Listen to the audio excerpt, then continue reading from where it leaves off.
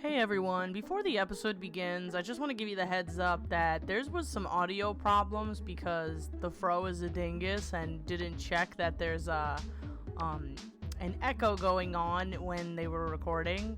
So in this episode you're going to hear like a slight reverb on like everything I say. So I hope you can get through the episode with it because it's a really fun episode, and thanks for all your patience. Enjoy the episode and its grossness. Okay, dude, we're recording. Are we? Yeah. Good. Or is this it? We're doing the thing?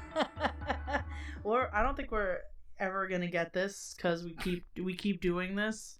This is like episode 3, and we're just like. Well, I mean, eventually, when we could do this in person, no, maybe we'll get it. No, absolutely not. Okay. This is episode 3 of Freckle and the Fro. I'm not so grump. Oh. What? That's not our thing. No, this is episode 3 of Freckles and the Fro. I'm the Fro. And I'm still not so grump. Alright, I'll go with it. We came at you last time with laughs, with loss, with love, and now we're back at you with the same thing as we were the last time. Discombobulated and not quite sure where we are. So I have a question. I've been thinking about it for a little bit now. Okay. When you're sleeping in bed, feet gotta be covered, right? Because otherwise the monsters get you. Of course, but there's also other things you gotta take into consideration other than just your feet being covered. No, listen, I'm going somewhere with this. Okay, Stay yes. Specific. Yes, your feet need to be covered, of course. Okay. So now, feet covered, but what if feet hang off the bed while covered? No. Okay. Now, obviously, feet uncovered but still on the bed is also a no, because they can still reach up and grab you. Yes. Right? Yes. Okay. So now, what if you do that thing where, like, the blanket, like, curves back under your feet, but they still hang off the bed? So, like, they're, like the blanket goes under and, like, back up your leg. Uh-huh. Because I'm not the tallest person, but I'm too tall to lay straight on my bed. I gotta lay at an angle most nights. Uh-huh. I sometimes granted, I'm a grown-ass adult. Sometimes I just drink too much and I think about the monsters. So I gotta, I either have to, curl up and, bend my legs, which sometimes uncomfortable, or I gotta risk hanging my feet off the bed. So my question is, if the blanket comes back onto the bed so that my feet are technically wrapped under a blanket, can they get me? Yes. But they're not, out. So here's the thing. They may not be out, but your legs are still grabbable and easy accessible to be pulled under the bed. Just a heads up. No, but they're, I don't know. My thought was I was safe. No, you're never safe. If your feet are off the bed, you're not safe. I'm sorry, you're not safe. So you're telling me right now at this moment, with the light on, me sitting on the edge of my bed with my feet hanging off, I'm not safe? No. That's bullshit. I'm sitting on my little couch with my feet crossed because I don't even trust it off the edge of the couch. That's also because your floor is cold as fuck. That is also true, but still not the point. It's still... I don't even have an under. The only thing that has an under is my couch. Right, and yet you're sitting on it now. Yeah, but my feet are not, hanging off the bed. Nothing's gonna come in... But they're still grabbable. No, they're not. They're not off the bed. There's no You're telling me if I was under the couch, I wouldn't be able to reach up and grab it? No, you could reach up and try to, but I'll bite you before it happens. I'll bite you before you get a grip. Whatever. Never mind. Next topic. Moving on. I had a question. I thought I was okay. I'm not okay with this. You're never okay. So what are we talking about today? Well, we were going on it in depth on feetsies safeties. Feet safeties. Yeah. Feetsies I safeties. Think we've covered it now.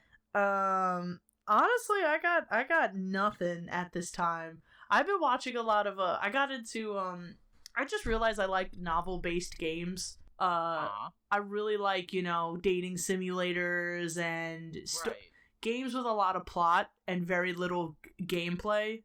One of the most perfect games, in my opinion, is Undertale. that's like heavy story based, but there's like an RPG element to it. But that's not like the main concern of the game. Like, it's got puzzles too, and I don't have to kill anybody in that game, and that's like the perfect game to me. Like, no one has to die. I feel like there's just too much of Undertale.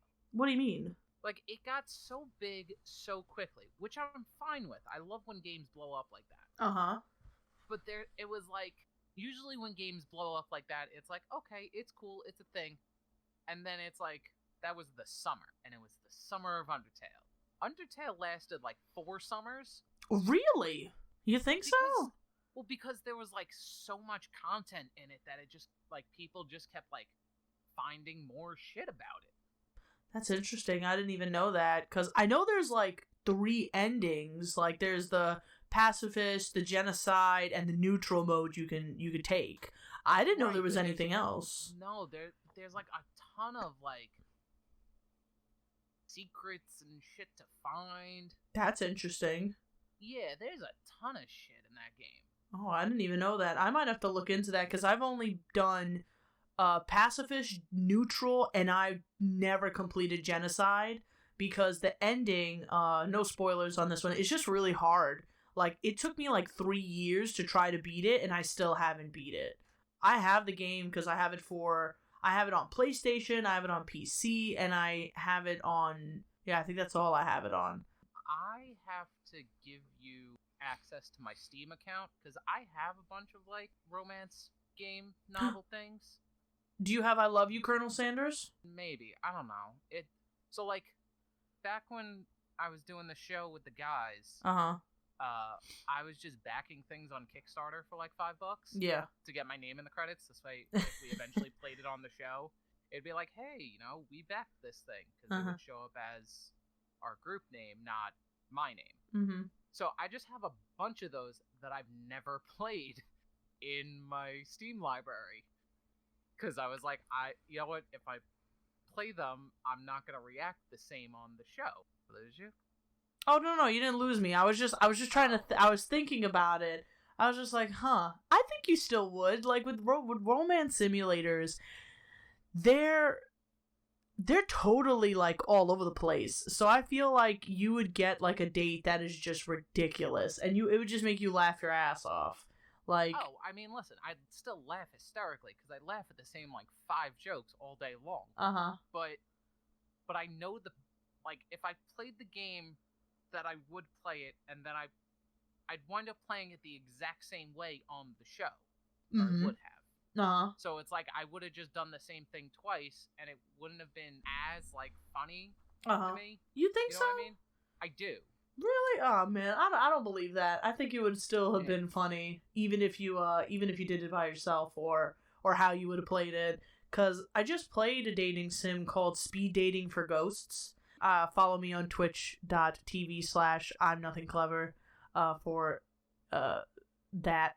But it's a really fun dating game. Like, no game mechanics, just straight plot. One of the ghosts that I tried to date, his name was Leon, and he just came up like, no hello, no name. He was like, do you like money? I'm like, excuse me? He's like, do you like money? Wow. He's like, I need help robbing a bank. I'm like, hell yeah, I'm in. Yeah, honestly, I was gonna pick him for the date, but I didn't, because I snitched on him. Oh, what? Because That's on you. That was on me, and I'm so mad at myself that I did, because I was trying to basically get in the good graces of the host of the speed dating, which is like this weird tree-looking lady, and tree-looking ghost. She's a tree-looking ghost, so she's just like, hey, Whoa. Did you see this guy named Leon around? Like, did he ask you or talk about robbing banks? And I was like, yes. They're like, did he ask you if you wanted to rob a bank? I was like, yes. He's like, he's weird. I was like, yeah, he is. He's like, all right, well, we're kicking him out, so you don't have to worry about him coming back to go on a date with him. And I was like, damn it. Yeah. I was like, I thought maybe I could still, like, meet him outside and do this, but I have to play the whole round over again to be able to get him. So that stinks. No, Oh, I'm totally doing it again. Oh, I will totally Of course you are. play through it again. Just to get that date, because that's hilarious. Like, that's something I thought of you and was like, oh, Steven's definitely taking this guy on a date at the end of this. Just to rob a bank. Like, that's it. Just to rob a bank. But yeah, that's what I love. I really, really dig, like, very simple. And Undertale's not like that. Like, it doesn't have that whole romance. It does, kind of, but that's all on the fandom that decides that. But yeah, the fandom really decides that. But that's that's honestly like my favorite game. Like, I was very obsessed with that game when it came out. It's funny. Like, me and you, we like the same games. Mm-hmm. For wildly different reasons. That's true. I think that totally is true. You like games for plot and story. Mm-hmm. I like games because, colors and buttons and things to do. You're very, like, the first time you play a game, you're very story driven. Mm-hmm. Always. And then you go do, like, side quests. Yeah, I think I'm more, especially when I play any game, I always want to do the side quests first, because it's that's not true. Yes, no, 100%, especially if it's like open world. I like to do side quests first, because I've grown to learn as I've like gotten more into open world games that doing the side quest is not only builds more to the story, but it makes you stronger. And when I get to that first boss, I'm not talking about open world games. Oh, I'm talking about like Skyrim and Breath of the Wild. Oh, okay. I'm talking like OG, like Ocarina of Time. Oh, absolutely not doing that. Exactly, that's what I'm saying. You absolutely are like, not. I gotta go fight Ganon. Gotta go to Ganon. Whereas I'm like, I gotta go get the horse. I gotta raise the horse. I gotta make this horse like me. And then I'll go do some shit.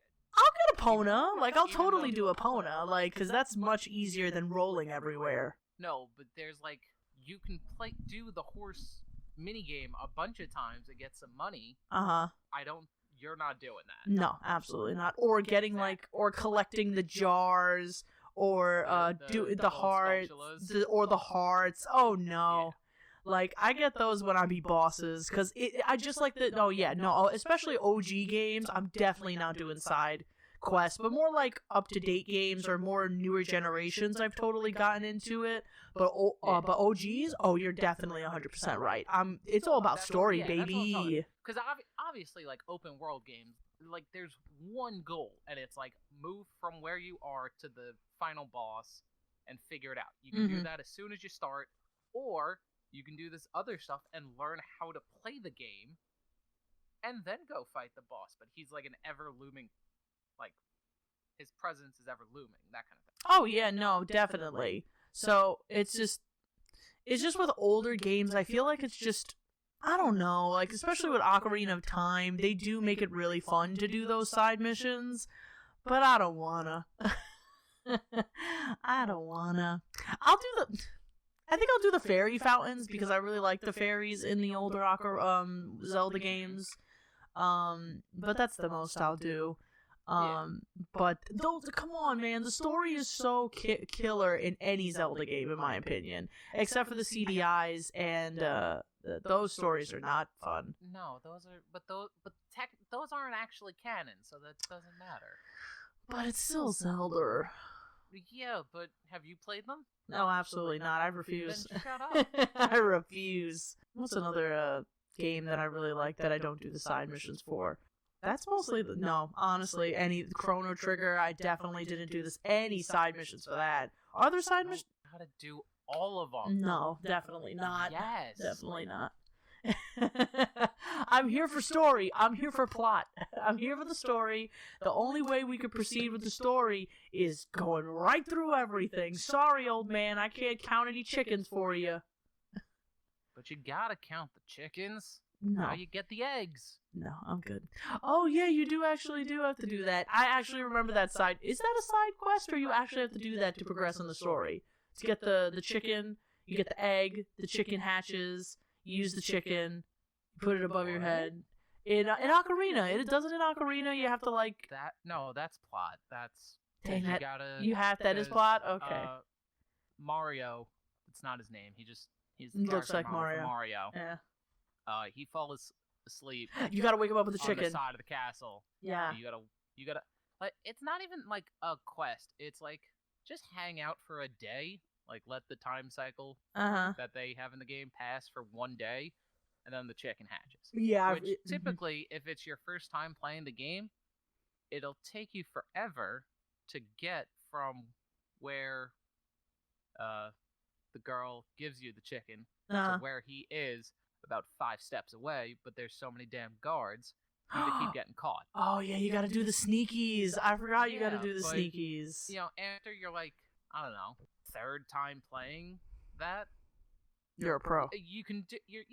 There's no questions about it. It's like, I mean, hell, I do it now. I barely wait for her to finish talking before I'm off running trying to get there. That's so rude. She's a child. That is so rude. She's like 6 years old. It doesn't matter. Also, not a real person. That's a real person to me. I care about what you have to say. I'll let you finish. If we were in real conversation, I would have let her finish. And then I'd walk away. Yeah. I'd let you finish. But, no, yeah, it's just, characters are fun. Especially, like, ones that you fall in love with. Like, the Zoras. Like, the Zoras are so cool in Ocarina of Time. And they don't even... I'm glad you specified which Zoras.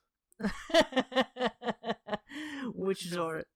Because, like, you got the Ocarina of Time ones where they're just, like, they're all cut and paste of the same model. Basically. Like silverish body, fish fins, head thing. Fins on the arms. Yeah. But then you got the ones from, like, A Link to the Past where they're more like monstery gremlin type things. They all, because they all change as the game. Like, I guess it's then there's the ones in Breath of the Wild. Those are weird. Those I'm not fans of. Where they're all different types of fish. Like, this one's a shark, and then that one's there's fucking Muzu. It's a stingray, and Sidon's like a shark and stuff. Like, the evolution. See, that makes sense, though. That makes sense, as generations go on with the hero, it's not just going to be just one race of Zoras at that point. They're going to... But when does it take place in the timeline, though? Because, like, is it, like, they started out in Breath of the Wild, and, like, they're all different fish, and then it's, like, by Ocarina of Time, they're all just one fish due to inbreeding in the Zora community?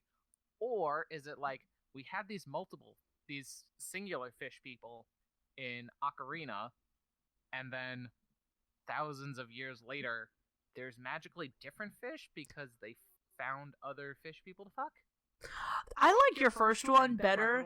I like according to the official timeline. Oh no. Which, I mean, listen, debatable at best, because all the books say something different, and like the creators and everything, they're just like, we don't know. We're just telling fans whatever the fuck they want to hear. It's a foundation. It's just for a foundation. Like, here's what we think. Like, enjoy. Have your own fun with it.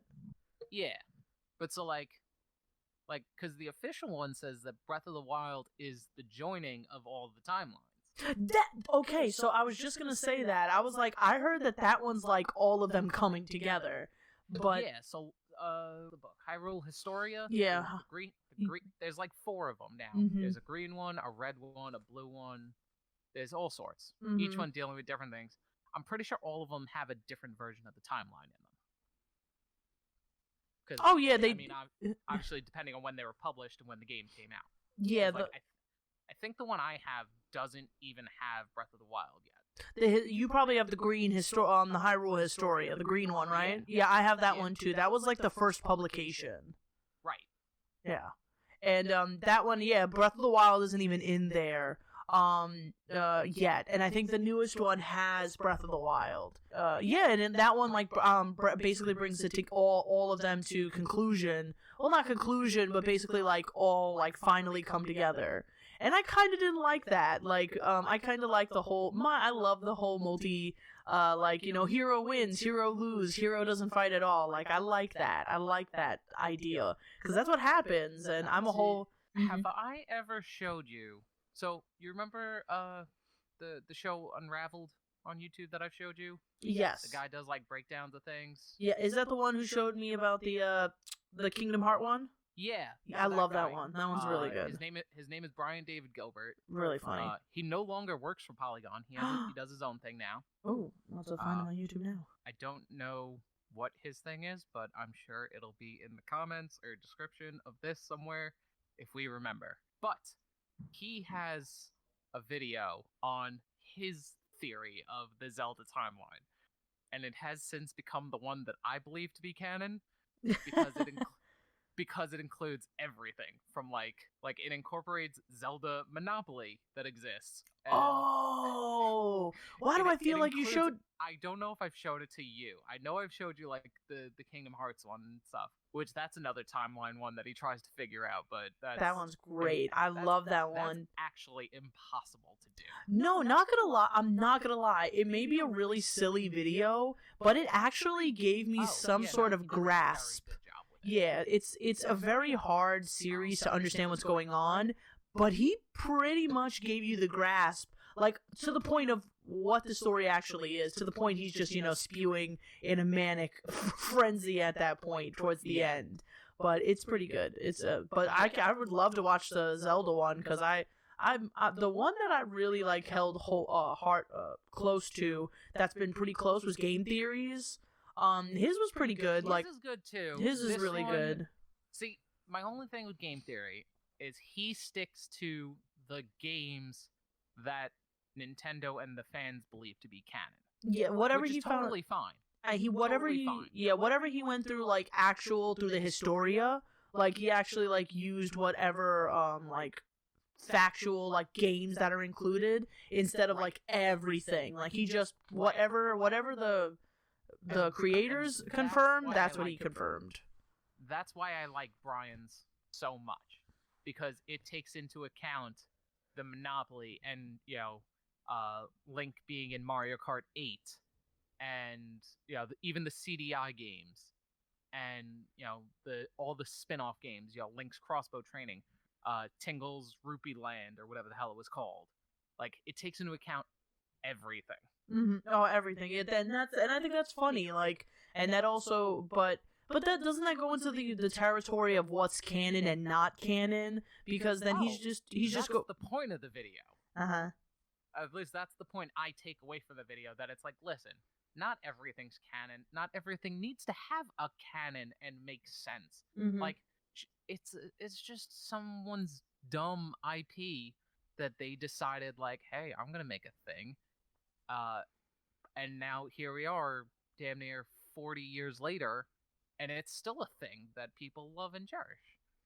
Oh yeah, no, absolutely, and that's what makes games like that have so much open to interpretation really fun.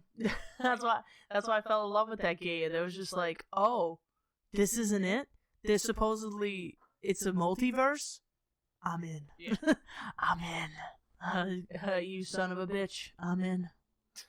So yeah, that's like one of the first games that it's got to be Mario 64. That's like an open world game that I didn't really no, Zelda was the first one where I was like, yes, this plot is great.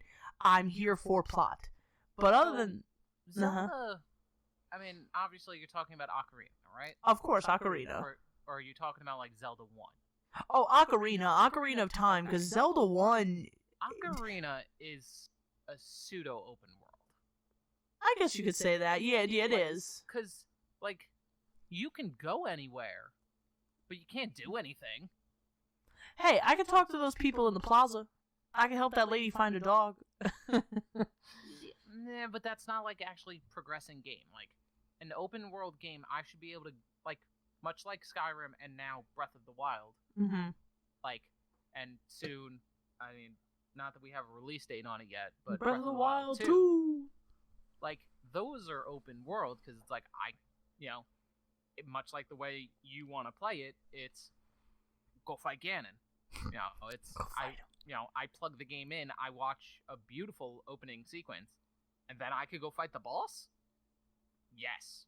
That's crazy. I think that was crazy. When I saw that you could literally go fight Ganon fresh at the beginning of the game, that's what I'm talking about. 3 hearts, no clothes, no weapons, I'ma go fight Ganon. That's what I'm talking about. But, like, Ocarina of Time was kind of... I mean, even Mario 64, it was like, okay, well, you have no stars, but this room has you don't need stars.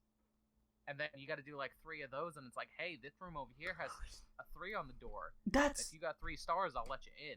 That's crazy. I didn't even think about that with Mario. I thought Mario was open world, but then I just thought about it. I was like, no, you literally start with nothing, and you have to start in this one world until you gather enough and can go to the other stuff, and then you can progress and kind of be open world. Because if you get to a certain amount, all of the doors are open.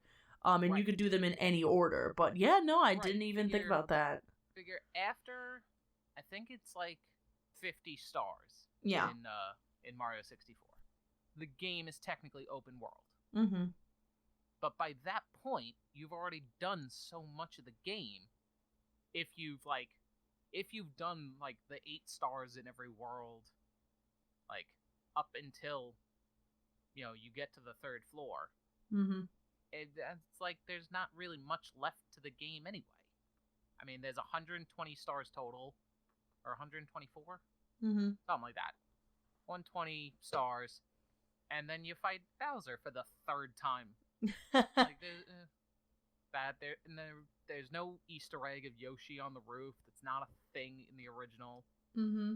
They added him to Odyssey, and no, he was a playable character in DS. So really, he wasn't in the original N64. Why do I feel like because that was the whole thing. It was if you get every star, and then you get up on top of the roof of the building, there was a lone Yoshi egg sitting where you could hatch him and get him. Mm-hmm.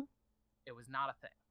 Damn, that must have been all those videos I saw, because I don't ever remember getting to the top of the roof. I've always tried to get to the top of the roof. The thing is, there's the castle. There's the not a castle. There's a castle. No, there's the cannon that's outside, down by the beach area, outside the castle. And everybody's like, oh yeah, you get this number of stars, and then the cannon opens, and then you can shoot up to the roof and like, bleh. And no, I mean maybe, I don't know. I never played it. I just beat the game. There's certain games I 100%, certain games I just don't care about. Super Mario 64, for the innovation and trendsetter that it was, I didn't care. For Mario, I had Ocarina of Time, which was a much better game. Well, I guess I'm more, I kind of, because Mario 64 was the first game that I got, and then I got Ocarina of Time. So Mario 64 was mind-blowing to me, because that was just so cool. 3D graphics, coming from, like, it was just so 2000s in a time where, like, everything was either flat or on, or not in, like, very colorful. Because I had the Game Boy Color and the Game Boy... Did I have the Game Boy Advance? No, I only had the Game Boy Color. And that was cool because I could take it with me, but it just didn't look good. Like, it just wasn't great. Not like Mario 64, bro. Like, it was 3D. And it was 3D, baby! Z-Target. Oh, God. But then, and then, because I had a babysitter who had an N64, and I thought she was the coolest, and then one day she, like, brings all the kids in, she's like, guys, I got an announcement for you. And she goes, I'm like, oh man, what's the announcement? She goes, we got the newest gaming system. I'm like, no way. She's like, we got a GameCube. I'm like, I lost it. She's like, we got a GameCube, and we got the new game out, Double Dash. Oh, it was over. Oh. You don't like Double Dash? It's like, the game is meant for specific character combinations. Yeah?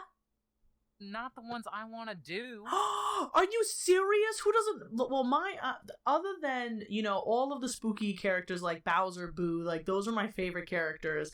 But I get to play as Wario and Waluigi? Yes, please. that's not what I'm talking about. What do you mean then? I want the combination of Waluigi and Baby Luigi, which I can do. I can pick those characters.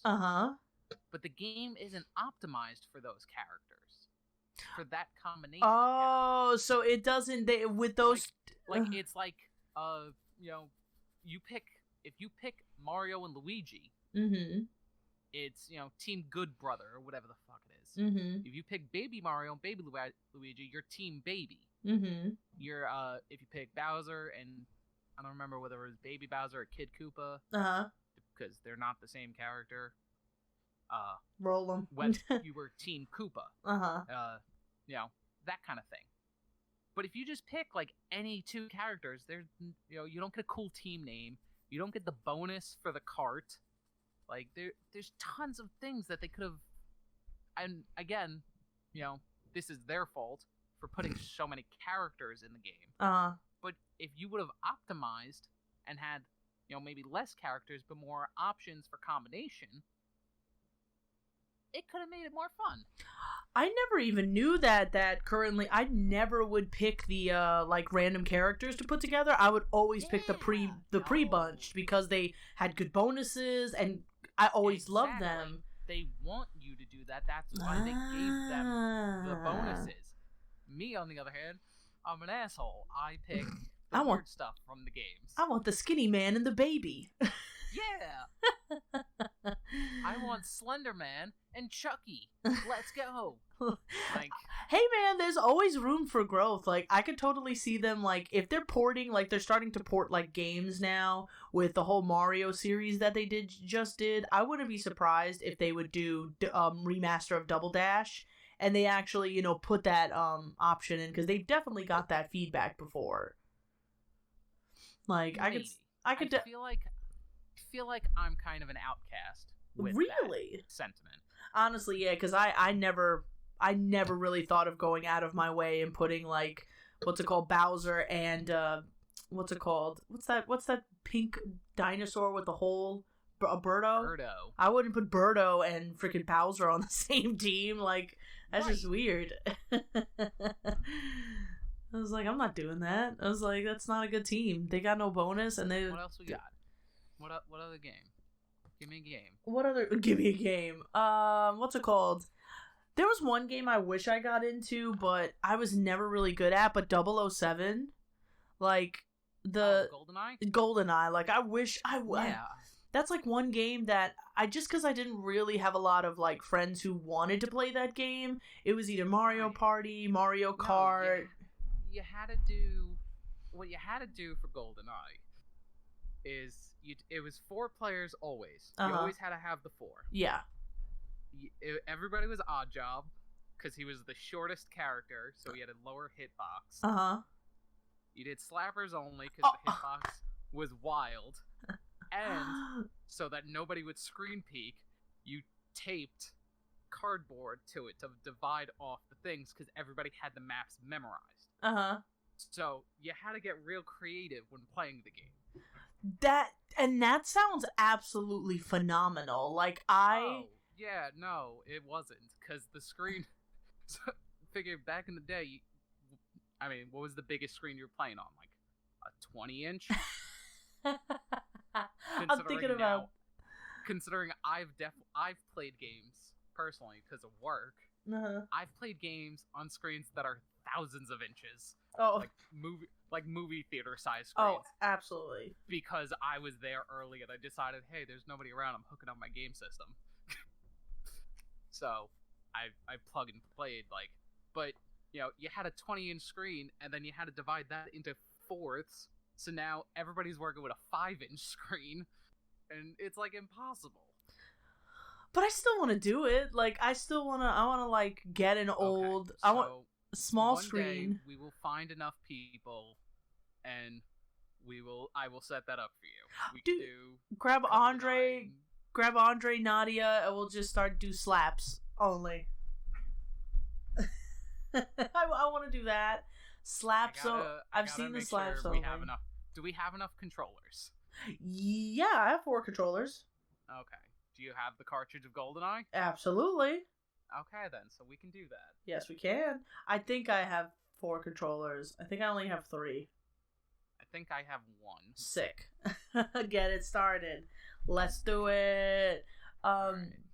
Because I think I have all of the Mario parties, because that was also a really fun game for N64. Like the hardest, probably like the most pain you're ever gonna feel on your hand is pressing your finger down on the joystick and just swirling it on the palm of your hand because you got more I don't know. grip. I never did this. You never did that? I don't know why this is a thing like that people still talk about.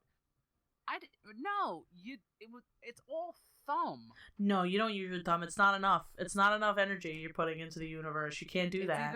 Either that or it's like your index finger, like on top and spin. Absolutely. It's not.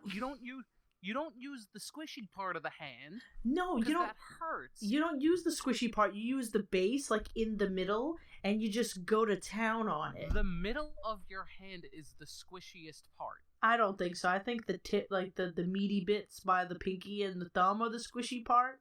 But the middle has got some firmness to it. When you spread it, when you spread the finger flat for that motion, it gets real firm. So you put it there and you swirl it like I refuse this argument. It's not the appropriate thing. You don't do it. If you do and you get hurt, it's your own fault. But I won, right? No, because you don't beat me in games. Oh, don't. We haven't played. We haven't. Okay, you have beat me in games. I'm not going to default that. But we haven't played Mario Party in a really long time. And we haven't. Next time I'm over, we'll set it up. We'll set it. Oh, listeners, you heard that? That's a verbal threat and a promise. Not even a threat. It's a promise. And if you guys want, we'll do it live. We'll do it live on Twitch. We'll do it on Twitch. We'll stream it on on your channel. We'll do it. I still have my recording stuff. We can do it. Oh, I'll do it. I got my recording stuff here too, amigo. So bring your good. Fight me. I will on the N64 match on the PlayStation on the not talking about that on the Pokemon Stadium. That's also a good game. That's also a good game. I'm very excited for the new Pokemon Snap coming out. But I'm also terrified. For before we move forward on that, I want everyone to know that Steven is like the master at Pokemon Snap. I've seen him beat that in 2 hours. Correction, not 2 hours. Was it 2 hours? You've seen me beat it in my record time of 29 minutes. 29 minutes! It was 29 minutes! Yeah. Yo, that shit's wild. I don't think I have the save file anymore. Well, actually, if anything, you would have my save file, because I believe I gave you my card. No, I don't have Pokemon Snap. No? No, I don't have Pokemon Snap. Maybe that must have been when I sold everything. Anyway, I had, because it was only back on a cartridge, so on my save file, it was like, I did a perfect run. So I had almost every picture perfect. Like, and then total game time was 29 minutes. I didn't have to go back to levels unless the game requires you to get a certain number of points or a certain number of Pokemon pictures because you get a new item or whatever. Like, I did each level the minimum required amount to get the appropriate things, and it took me 29 minutes. I'm so proud. Oh my goodness. An applaud's gonna go here. No, but why are you nervous about it? Is it the whole Switch formatting or how they're gonna be portraying it? I don't mind the Switch format. I don't play Switch on TV. Neither do I. For me, my Switch is strictly a portable or a handheld. Oh. So I'm a little nervous about the graphics because I know they're gonna make them super beautiful for when you're playing on TV, and they're gonna downplay them. Which, I mean, even that, it's 4K versus 1080. It's a slight difference. Yeah. But it's also a fact of I've been waiting. Hold on. Pokemon Snap. Snap. Pokemon Snap came out in 99. Really? We're now into 2021. It's been 22 years since this game came out. Actually, the anniversary is coming up on Sunday, the 21st. And when is the game releasing? It's not releasing soon, right? April 30th? Oh, man. I want to say that sounds... The correct date will be said right about now. Yeah, go to the site. Jesus. They're not doing any when? bundle packages with it. Like, it comes with like the camera. It comes with his like purple shirt. What? Who? Oh, so you're not Todd Snap anymore. What? Yeah, I think you get to like make a character. Much like the new Pokemon games, the newer games, you get a little bit of character customization.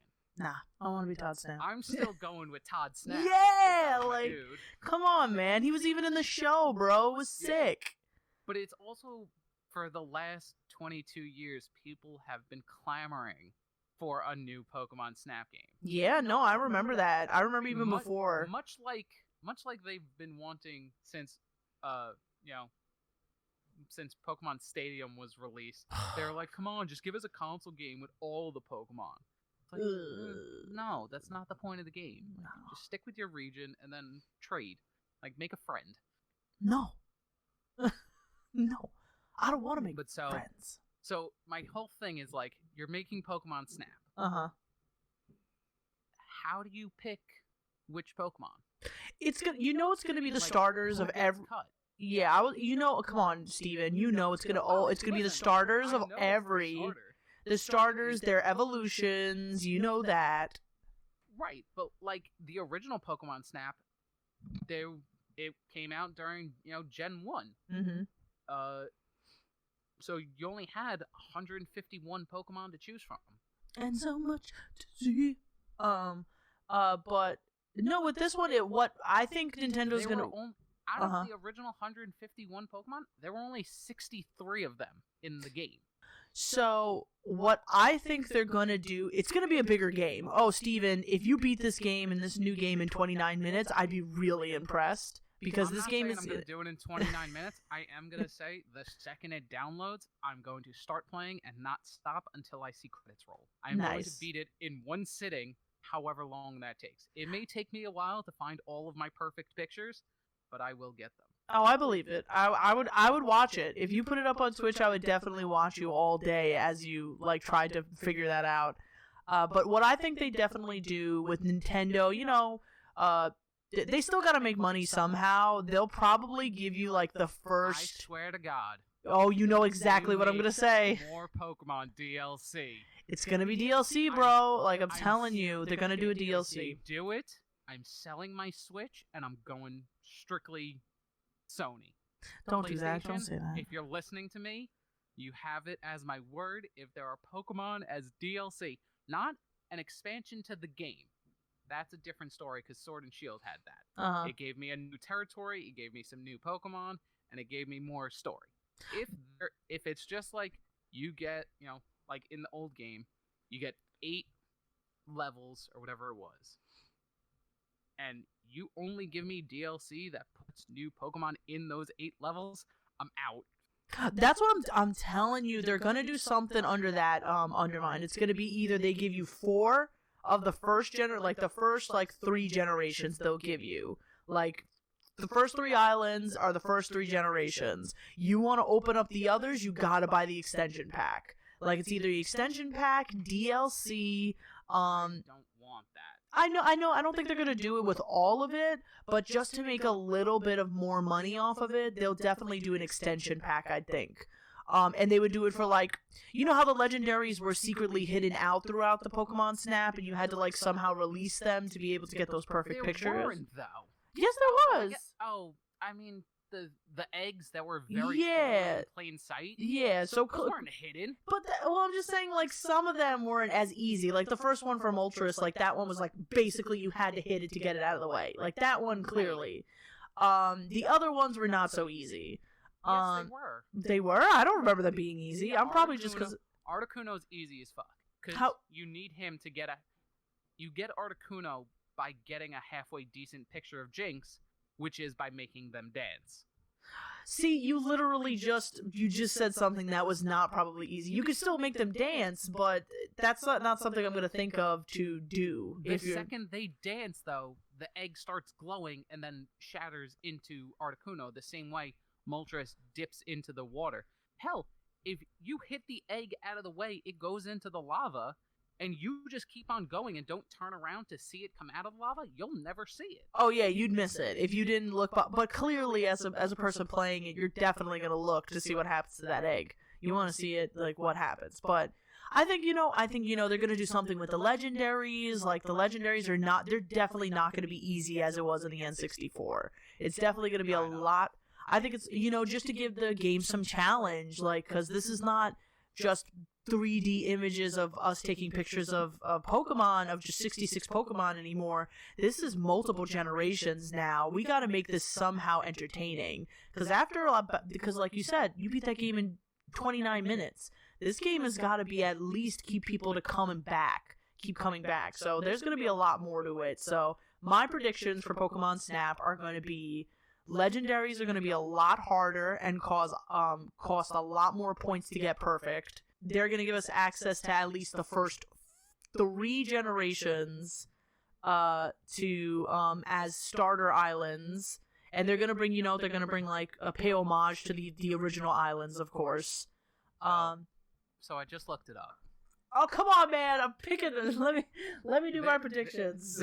There's about 200 Pokemon in the game. Gee, I told you they're gonna spice it up. They're totally gonna spice it up. From like but it's 200 like across all 8 generations. Mm-hmm. So that's what, 25 roughly from each generation. So yeah, and it's gonna be starters, the populars, but there's like 1,000 of them now. Extension packs. I'm telling you, it's gonna be extension packs. Like, you want to get these. I don't want it. We gotta make this. We gotta make some money, Steven. We can't just do this. Like, we gotta. And the other thing I wanted to do, I'm hoping that they do, is that cute little Mew stage. I love that. I hope they bring that back. The knockoff Rainbow Road Cloud. Yes, thing, that was so. Knock him out of the bubble. Yes, that is so cute. I hope they have that all for just Mew, because Mew is just adorable. Let's bring back Mew hype. Mew and Ditto. Let's bring back the hype. But we could talk about Pokemon and but what's your predictions on how the game is gonna be? Even though you looked it up, like, what are your hopes? I just looked up. The only thing I saw was the release date of the game and how many Pokemon are in it. I didn't actually look at pictures or things. So what are your hopes what are your predictions or hope for Pokemon Snap? I want really high quality pictures of my Pokemon. That's really it. So, with the invention of Pokemon Home, you can now transfer Pokemon between games and everything. Mm-hmm. If I could transfer Pokemon into the game. Ooh, that's a good. From because I got almost. Oh, do I? I may or may not have 100% completed the national dex in my Shield game. Mm-hmm. If I could transfer some of those guys into the game, and then they acted differently or stuff, mm-hmm. that'd be kind of cool. I don't know. I'm just really excited to have another photography game about Pokemon. Taking pictures of Pokemon. Yeah. No, definitely. That's gonna be really exciting, because that's something big from both of our childhoods. Yeah. So I'm totally gonna pick it up. But that would be a good idea to What you were saying? Oh, I had a secondary thought. Mm-hmm. If they're now redoing Pokemon Snap, does that mean they're gonna redo Pokemon Stadium? Don't put that out there. That would be a power play, man. Especially now, this, you can make it a console game, much like it was, But now you can do these like high-end graphics because the Switch is a portable. Mm-hmm. Also, most people that are playing Switch are playing, they're playing network games anyway with multiplayer online. Ooh. So now you don't need to do local play. It's not two people sitting in your your mom's basement playing Pokemon Stadium on a 12-inch screen. It's now I can fight people. I can have an actual Pokemon battle with somebody in like China, and you could do much like they do with like Pokemon Go and other in-game events in the main series games. You do tournaments and shit. It's like sign up, play the tournament, and you start with you have to fight everybody in your local area. Mm-hmm. Champion of that moves on to regional. Regional moves on to national. National moves on to global. And eventually, you have the one person that's really fucking good they win an actual tournament. Same way they do like the trading card game tournament. Yeah. You gotta, in order to get to like the national and global things, you gotta be ranked locally and regionally. And like, I think it'd be cool, but I don't know. That's just my thoughts. Oh no, dude, that sounds absolutely amazing. Like, especially with that, I know one of the Dragon Ball Z games does that, where you literally level up and you become like a certain you become like a certain level of like Saiyan at that point. And that's what I could totally see can happen for Pokemon Stadium, to the point that we bring back the, oh my god, what was it, the Nintendo games, where they literally would just be a bunch of kids coming from all over the world just playing and versing each other until there's like the champion of the world. What was it, Nintendo convention? That was like some Nintendo Fest or something like that. And I'd love that to come back. That's just so cool. I just want to go to a convention, especially if it's a Nintendo convention. I would love that. Yeah, I would love that, and love to see like the top 10 best Pokemon Stadium players fight against each other. That's cool. And with esports becoming such a big thing and streaming such a big thing as more than it was back in like the 80s and the 90s, almost as big as it was back then, it would totally be something I'd look forward to. Come on, Nintendo, you hear our words. Drop them both at the same time. Do it. Do it, cowards. Do it, cowards. So we're like at 55 minutes. So Really? Yeah, we're at 55 minutes. I said once you started talking about Pokemon Stadium, I was just like, yeah, man, if this is gonna be the Pokemon podcast now, I'm definitely gonna keep talking about this. Cool. All right. Being that we're at our time limit, next time on Freckles and the Fro, we'll talk about something else. We'll talk about the Pokemon anime in our favorite episodes. No, we won't. Maybe. No. No? No. Okay. No. All right. Well, bye.